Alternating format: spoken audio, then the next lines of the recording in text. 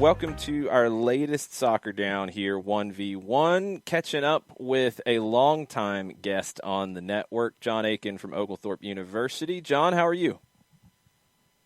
Doing well, Jason. Thanks so much for having me. No, it's good to catch up because you guys have some games on the docket here in the next couple of months. I'm looking forward to seeing the new turf and some of the new players.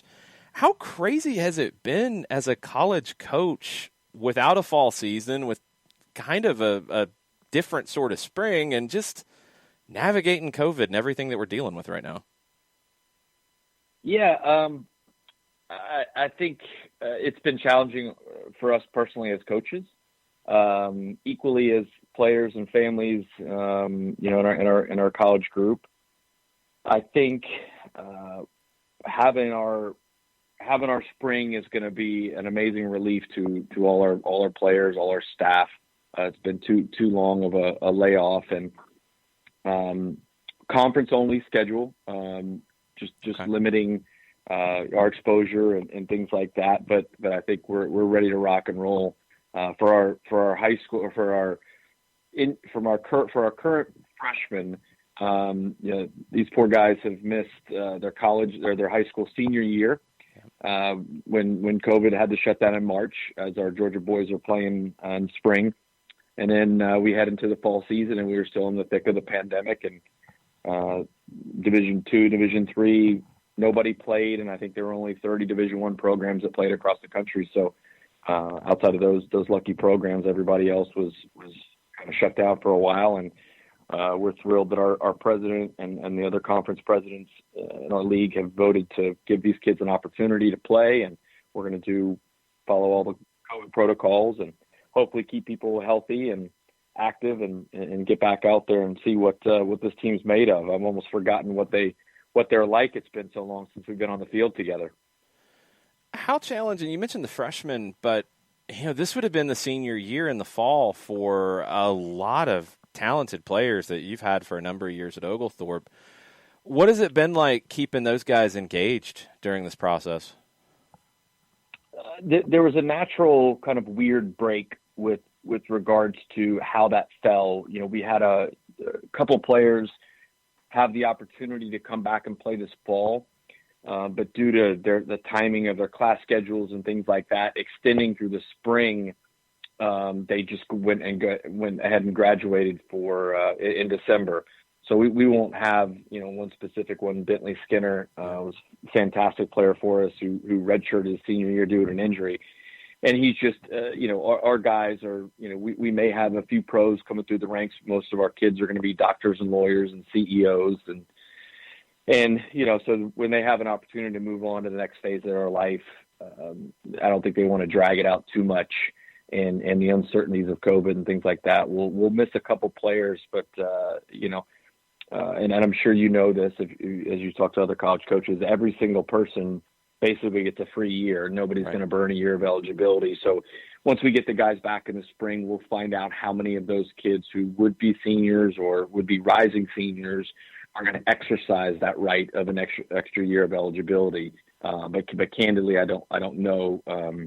Until we all get together next week and I start having some individual meetings. But it's, there's a lot of unknowns, but there's a lot of hope right now that we're going to be back on the field together, training, getting back to some sort of normalcy in what we all enjoy doing and do well together. So that's exciting. And I think every, kid in our program has probably had, their own personal struggle in their own way. Some have been voiced to us. Some probably, are just, getting through it. And I think the fact that we're going to be back out on the field soon is a real positive opportunity for us to get back into the swing of things.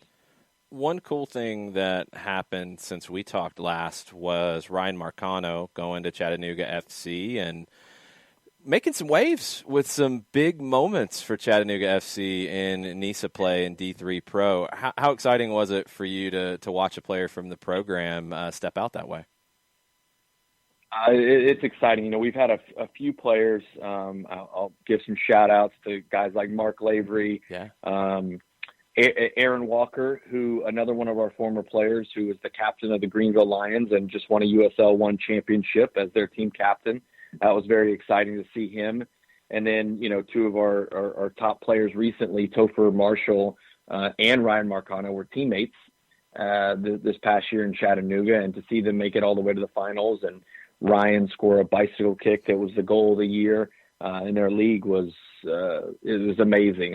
Ryan works extremely hard. He's extremely driven, and to see these guys, follow the dream and their passion of continuing to play at the highest level possible is just amazing. It makes me really proud, but it's really a testament to these guys knowing what it takes and just leaving it all out there. It's going to be very interesting to see what Ryan, kind of moves into this year with his contract and where he's going to end up.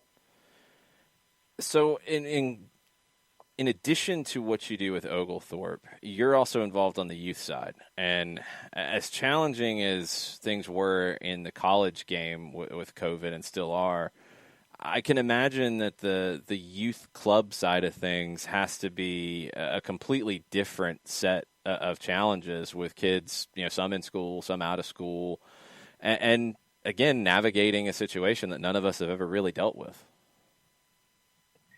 Yeah, that's the other side of the coin that in the game that I'm involved with it's been interesting. We went through a rebranding, our club Brookhaven FC that we ran for 4 years. We did an affiliation agreement with UFA, arguably the best at youth development in the market, and they've done a great job. So we've joined forces with them, and we're their Atlanta presence, still operating in the Chamblee, Brookhaven area, and same leadership in place. And we were about to announce that, and then the pandemic hit. So there was a lot of uncertainties, specifically with our club, but more importantly across the broad spectrum of things. So we just like everybody else, we were waiting to hear what we were being allowed to do, and really didn't do anything, as we were told, until June, when we were given the green light to get back out on the fields and follow the COVID protocols. And it was exciting to see the kids out there, because literally everybody was, on lockdown, and no one was in school at that point. Over July, we did some summer training to kind of make up for the lost spring. And then, heading into the season this year with kids still, DeKalb County was closed. And it was great to see the kids' faces. Candidly, we've had several families in our club kind of reach back out to our leadership and say, just be so, grateful for what we've done. And really, we're just doing what we love to do. But the working families that are stuck in their house, and, kids not being able to be engaged with their classmates at school, which they would do for, 7 hours a day, to have the opportunity to be back out on the fields, at our parks, was amazing. And then they, talk about how if they didn't have this outlet in the evenings for a couple hours of an evening, they would really be in some dark places, personally, collectively as families. And it's so rewarding to know that what we're doing out there is making, we know it makes a difference developmentally, is because we know what we're doing out there, but to know that we're really making a significant difference in the most challenging time of our generation, is just even more rewarding. So, I think we're navigating the same way that all the clubs in the area are, just following protocols, doing the right things, and having that acknowledgement from our families, knowing that we're making a difference in those kids' lives is just, it's priceless. It really is. But it has been interesting, I'll tell you. But we're glad to do it. That's one of the craziest things about this is, we haven't been able to connect in the same way that we normally would. You can't call up a buddy and go grab a beer. You're not going to a game together and then sitting around talking about it afterwards. And whatever kind of connections we are able to find, whether it's virtual stuff, whether it's situations like this where you are able to get the kids out together, it's almost like it's more rewarding, and maybe we take it a little more seriously for what it is now. I hope that's something that does linger from this.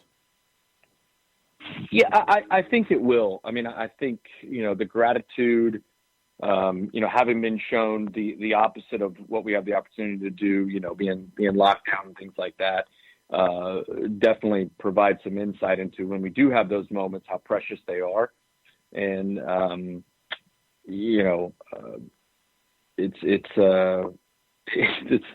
it's tough on everybody, but I think that, like you said, those moments, are few and far between over the last 12 months, but the more and more we get these opportunities, I think we're going to enjoy them that much more. And hopefully we hang on to that sentiment and that feeling, and it helps motivate us to live our days to the fullest.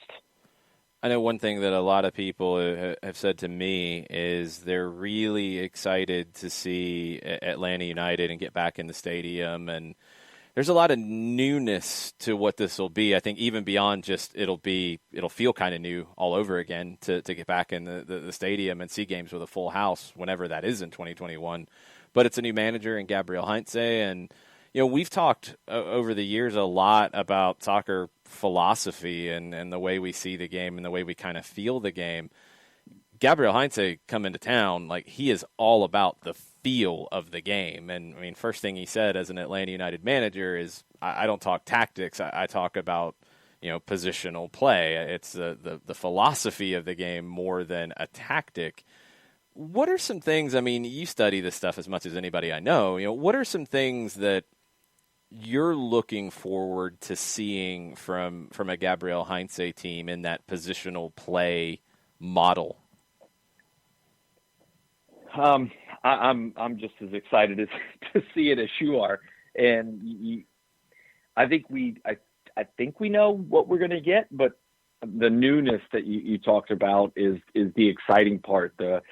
Let's just wait and see what happens. But if I have to guess, and think he's going to be somewhere between, a Pep and a Tata Martino with regards to what we're looking for, and I'm encouraged by the positional play comment.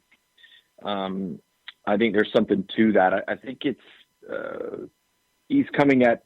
My guess is he's going to try to get the most out of his group, and not say, hey, this is what we're going to do. I think he wants to get into his team. He wants to know his players. And then, he's obviously got a very sophisticated scheme, what he wants to do. But unless you know your team intimately, I don't think you can really roll out a plan and fully believe in it and then execute it until you know that team intimately.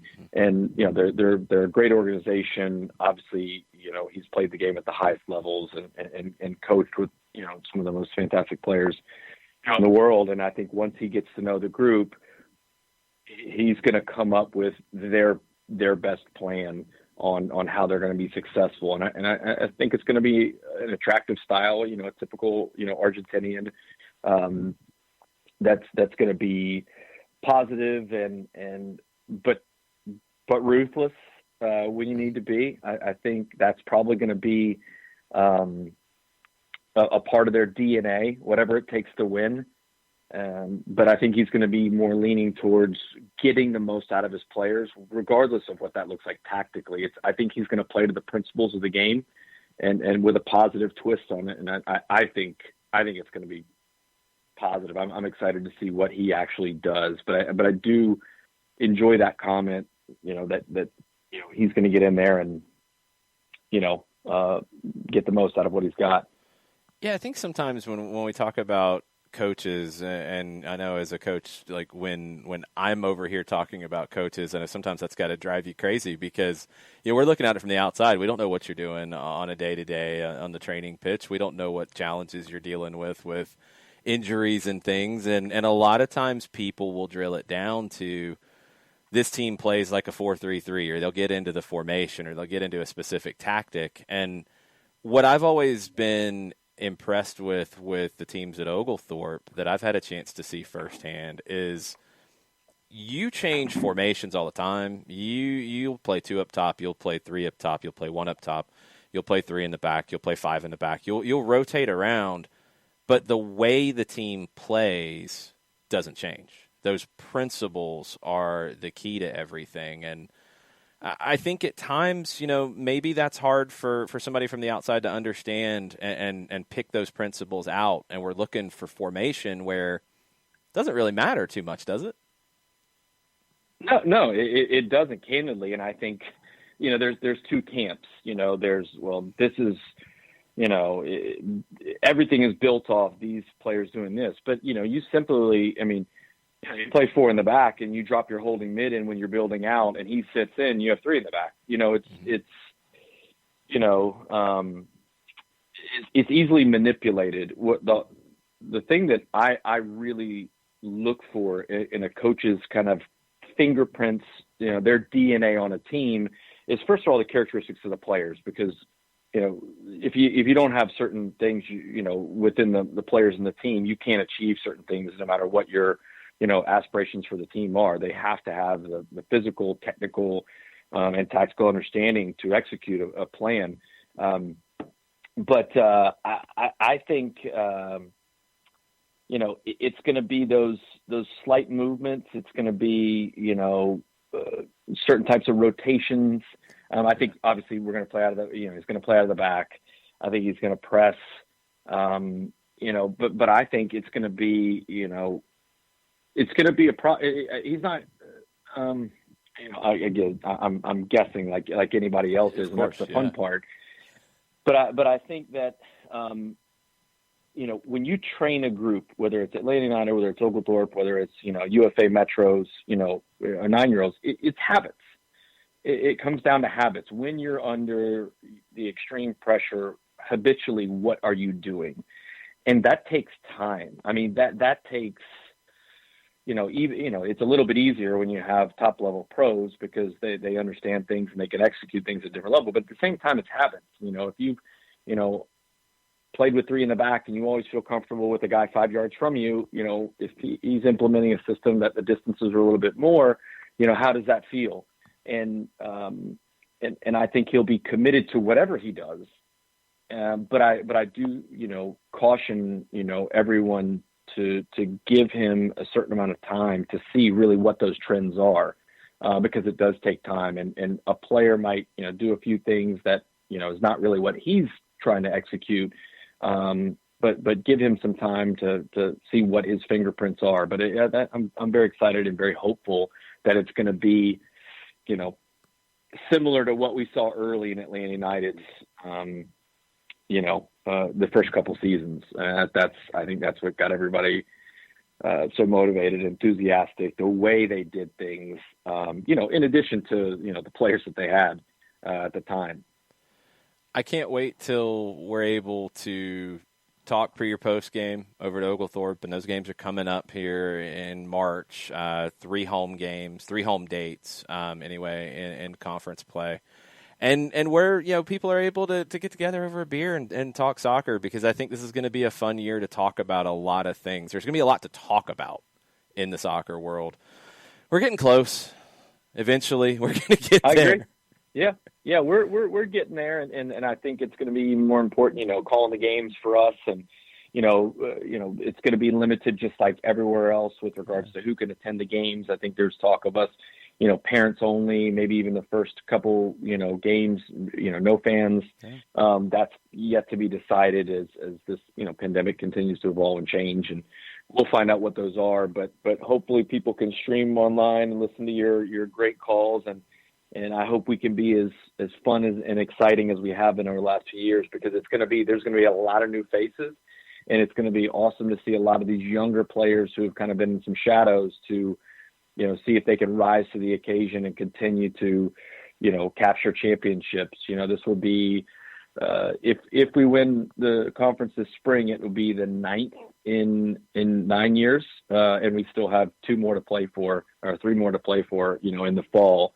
So it's going to be exciting, but we'll have some of our, old rivals. And again, it's been such a long stretch. We are waiting to see what some of the other conference schools look like, with a lot of changes that have gone on. So it'll be fun. Thanks again to our good friend Jon Akin from Oglethorpe from UFA Metro Atlanta. So many different things that Jon is involved in, and you'll be hearing a lot more from him in 2021 on the SDH network. I'm looking forward to getting a chance to call Oglethorpe Stormy Petrel Soccer again. It's a fun team to watch. Hopefully, fans will be allowed in attendance. That is not a definite yet. We'll figure these things out as we go, but things are coming back. College soccer, youth soccer, the pros, it's all coming back. We'll be talking about all of it on SDH in 2021. Thanks for spending some time with us today. We'll be back very, very soon.